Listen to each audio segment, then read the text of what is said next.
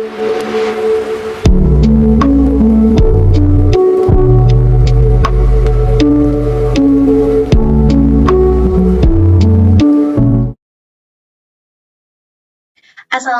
warahmatullahi wabarakatuh. Selamat pagi Bapak. Perkenalkan, saya Putu Adelia Devani Ardiana dari kelas TIB semester antara dengan NIM 2351507011111040.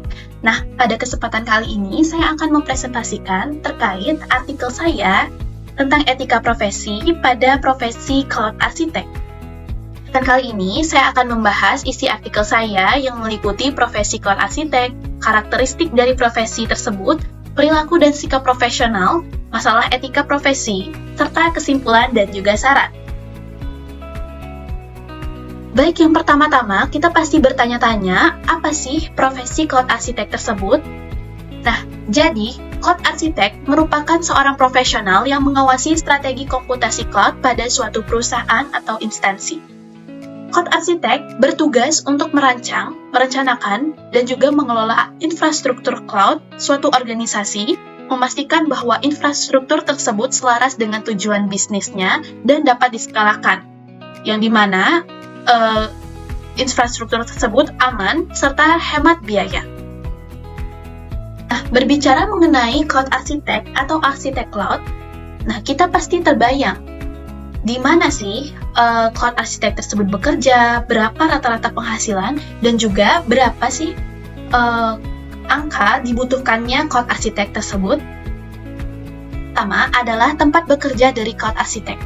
Nah, tempat bekerja dari Cloud Architect ini nyatanya memiliki tempat kerja yang cukup luas. Baik itu di perusahaan komputasi awan atau cloud computing, perusahaan penelitian teknologi, departemen IT, dan juga penyedia layanan teknologi informasi.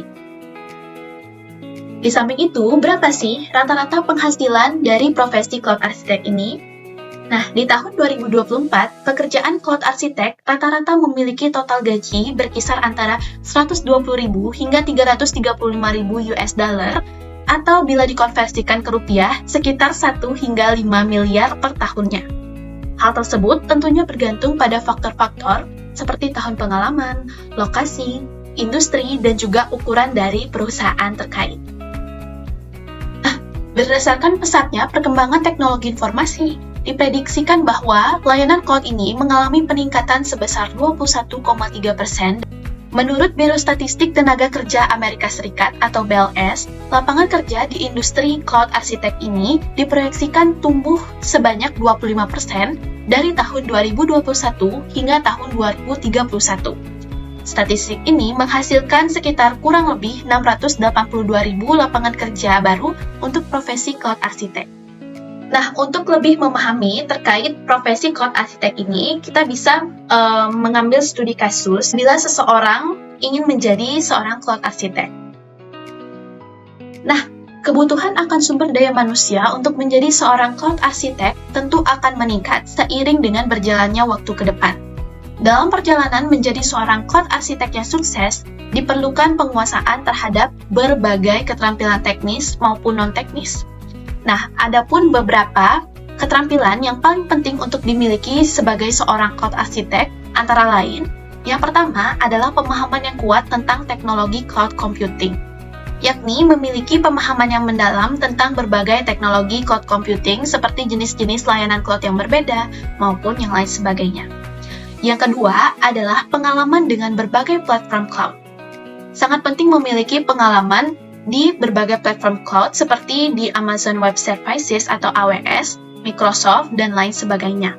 Yang ketiga adalah familiar dengan bahasa pemrograman yang berbeda, seperti Java, Python, C++, dan lain sebagainya.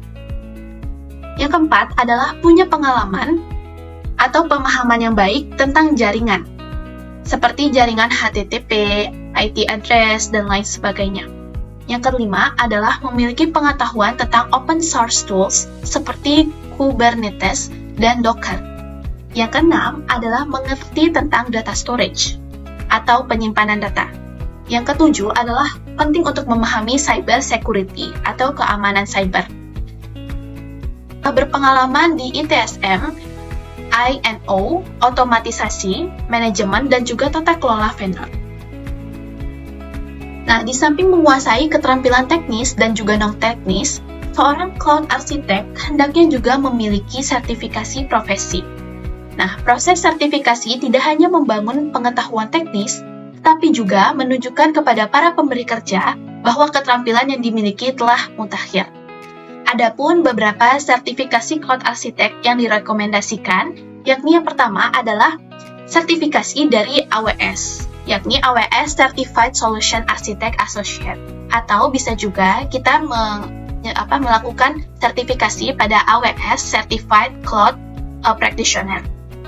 Yang kedua adalah Microsoft Azure Solutions Architect. Dan yang ketiga adalah Google Cloud Platform Cloud Architect. Nah, setelah melalui proses penguasaan keterampilan, sertifikasi, dan juga penerimaan kerja, seorang cloud architect penting untuk tetap berpegang teguh terhadap perilaku dan juga sikap profesional dalam dunia kerja.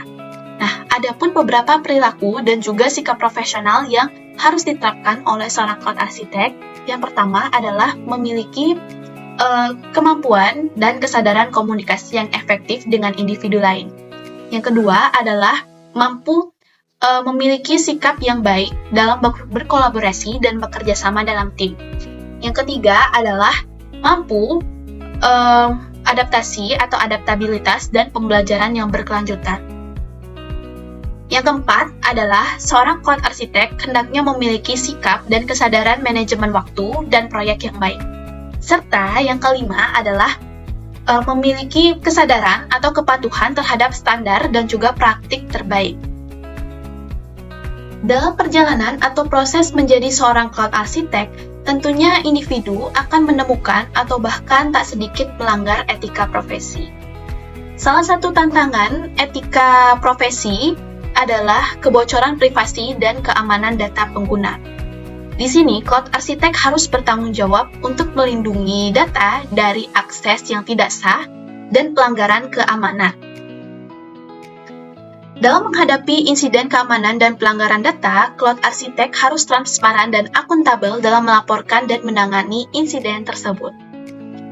Masalah etika profesi atau pelanggaran etika profesi yang kedua adalah pemberdayaan sumber daya secara boros.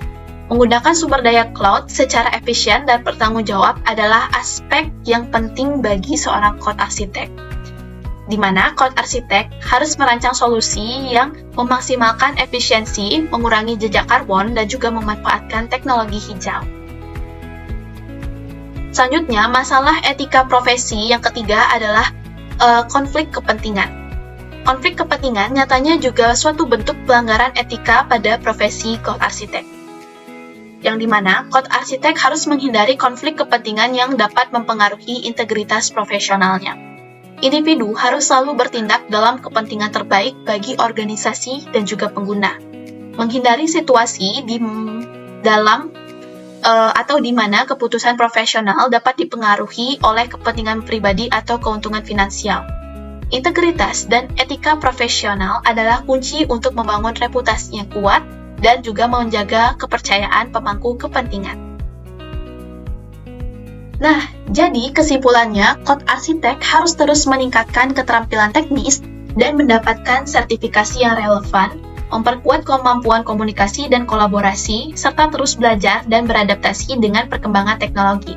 Manajemen waktu dan proyek yang efektif sangat penting, bersama dengan kepatuhan terhadap standar industri dan praktik yang terbaik. Menjaga etika profesional, integritas, dan tanggung jawab adalah kunci untuk membangun kepercayaan dan reputasi yang baik, serta memastikan privasi dan keamanan data, penggunaan sumber daya yang bertanggung jawab, dan menghindari konflik kepentingan untuk menuntaskan atau meminimalisir adanya pelanggaran etika profesi pada cloud architect. Diharapkan individu terkait dapat memiliki semangat yang kuat dan tetap berpegang teguh terhadap etika profesi dalam cloud architect. Baik, sekian presentasi saya terkait profesi cloud architect. Saya mohon maaf apabila selama presentasi terdapat kesalahan kata dan kesalahan kalimat yang tidak sengaja saya lontarkan. Terima kasih atas perhatiannya, Dan wassalamualaikum warahmatullahi wabarakatuh. Terima kasih.